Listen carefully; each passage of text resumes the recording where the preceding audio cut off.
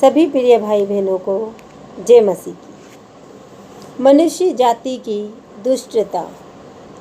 फिर जब मनुष्य भूमि के ऊपर बहुत बढ़ने लगे और उनके बेटियां उत्पन्न हुई, तब परमेश्वर के पुत्रों ने मनुष्य की पुत्रियों को देखा कि वे सुंदर हैं, और उन्होंने जिस जिस को चाहा उनसे विवाह कर लिया।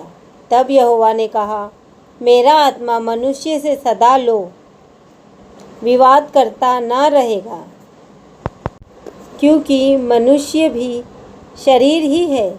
उसकी आयु 120 वर्ष की होगी। उन दिनों में पृथ्वी पर दानव रहते थे, और इसके पश्चात जब परमेश्वर के पुत्र मनुष्य की पुत्रियों के पास गए, तब उनके द्वारा जो पुत्र उत्पन्न हुए वे शूर होते थे, जिनकी कीर्ति प्राचीन काल से प्रचलित है। यहोवा ने देखा कि मनुष्यों की बुराई पृथ्वी पर बढ़ गई है, और उनके मन के विचार में जो कुछ उत्पन्न होता है वह निरंतर बुरा ही होता है। और यहोवा पृथ्वी पर मनुष्य को बनाने से पछताया, और वह मन में अति खेदित हुआ। तब यहोवा ने कहा, मैं मनुष्य को जिसकी मैंने सृष्टि की है पृथ्वी के ऊपर से मिटा दूंगा। क्या मनुष्य, क्या पशु, क्या रेंगने वाले जंतु, क्या आकाश के पक्षी, सबको मिटा दूंगा, क्योंकि मैं उनके बनाने से पछताता हूँ। परंतु यहोवा के अनुग्रह की दृष्टि नूह पर बनी रही। नूह की वंशावली यह है। नूह धर्मी पुरुष और अपने समय के लोगों में खरा था, और नूह परमेश्वर ही के साथ साथ चलता रहा।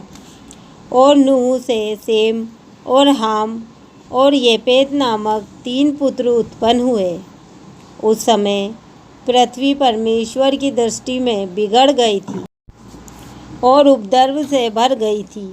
और परमेश्वर ने पृथ्वी पर जो दृष्टि की तो क्या देखा कि वह बिगड़ी हुई है, क्योंकि सब प्राणियों ने पृथ्वी पर अपना अपना चाल चलन बिगाड़ लिया था। अब परमेश्वर ने नूह से कहा, सब प्राणियों के अंत करने का प्रश्न मेरे सामने आ गया है, क्योंकि उनके कारण पृथ्वी उपद्रव से भर गई है। इसीलिए मैं उनको पृथ्वी समेत नष्ट कर डालूंगा।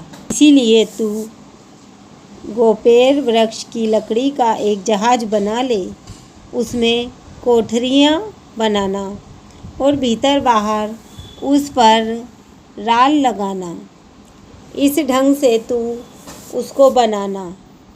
जहाज की लंबाई 300 हाथ, चौड़ाई 50 हाथ और ऊंचाई 30 हाथ की हो।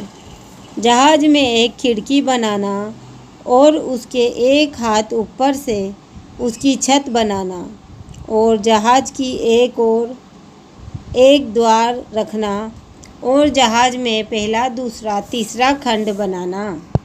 और सुन, मैं आप पृथ्वी पर जल प्रलय करके सब प्राणियों को जिनमें जीवन का प्राण है आकाश के नीचे से नष्ट करने पर हूँ।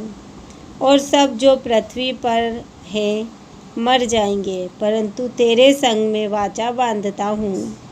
इसलिए तू अपने पुत्रों, स्त्री और बहुओं समेत जहाज में प्रवेश करना, और सब जीवित प्राणियों में से तू एक एक जाति के 2-2 अर्थात 1 नर और 1 मादा जहाज में ले जाकर अपने साथ जीवित रखना। एक एक जाति के पक्षी और एक एक जाति के पशु और एक एक जाति के भूमि पर रेंगने वाले सब में से 2-2 तेरे पास आएंगे, कि तू उनको जीवित रखे। और भांति भांति का भोज्य पदार्थ जो खाया जाता है उनको तू लेकर अपने पास इकट्ठा कर रखना, जो तेरे और उनके भोजन के लिए होगा। परमेश्वर की इस आज्ञा के अनुसार नूह ने किया। आमीन।